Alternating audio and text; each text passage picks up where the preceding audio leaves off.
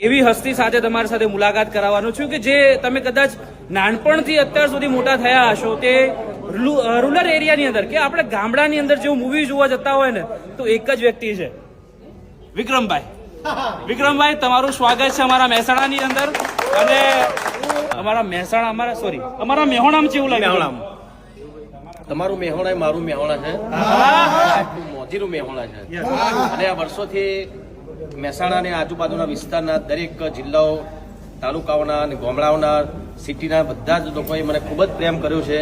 અને આવો નવો પ્રેમ 2006 થી લઈને અત્યારે 2026 સુધી આવો નવો પ્રેમ તમે આપો છો. તમારા આશીર્વાદ છે કે અત્યારે વિક્રમ ઠાકોર ગામડાનો એક સામાન્ય ઘરમાંથી આવતો દીકરો અત્યારે તમે એને સુપરસ્ટાર કહો છો. રાઈટ. અને બીજી ખાસ વાત વિક્રમભાઈ, મારે એ પણ પૂછવું છે કે તમારા જેટલા પણ મૂવી છે, મારા ખ્યાલથી બહુ બધા મૂવી બનાવ્યા છે, એની અંદર સિંગલ નામ છે વિક્રમ. મોટા ભાગના જેટલા એક્ટર્સ હોય છે એમાં બધાના પોતપોતાના અલગ અલગ નામ રાખવામાં આવે, તમારું નામ આ વિક્રમ જ કેમ રાખવામાં આવે એ કહો.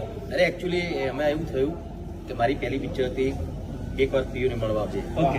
એ પિક્ચરમાં મારું નામ વિક્રમ હતું. બીજું પિક્ચર આવ્યું તો બીજા પિક્ચરમાં પણ વિક્રમ નામ હતું.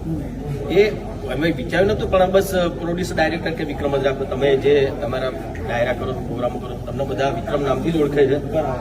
એટલે પછી એવું થતું ગયું, પછી કોઈએ વિચાર્યું જ નતું કે ભાઈ દરેક પિક્ચરમાં બીજું કોઈ નામ રાખવું કે ના રાખવું, બધા વિક્રમ જ રાખતા. પ્રોડ્યુસરે એમ કે ડાયરેક્ટરે એમ કે હું એમ કહું તો મારા ખ્યાલથી તો આ વિશ્વ રેકોર્ડ બન્યો છે કે ગુજરાતી પિક્ચર તો શું દરેક પિક્ચરમાં કોઈ બી એક્ટરનું એક જ નામ હોય, એવું મારા ખ્યાલથી પહેલી વાર બન્યું છે કે બીજી ખાસ વાત કે જો એક્ટર્સ હોય તો પોતાનું એક સિંગલ નામ ના રાખી શકે. બીજી વાત, જો પોતાના મૂવીમાં પોતે સોંગ ગાય તો એવું પણ આ એક જ જગ્યાએ થાય છે.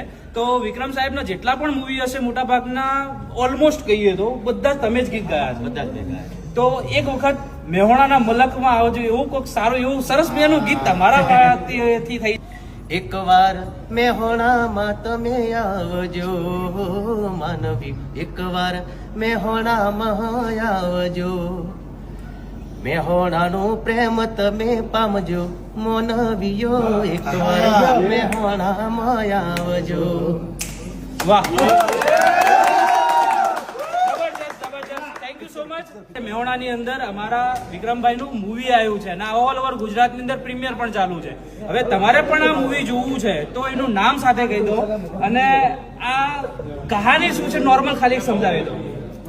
કહાની એક બહુ સરસ બે પ્રેમીની વાત છે, પ્રેમીઓની, અને એમની સગાઈ થાય છે અને કેવી રીતે પછી સગાઈ તૂટે છે અને એમાં બધા પ્રસંગો બને છે.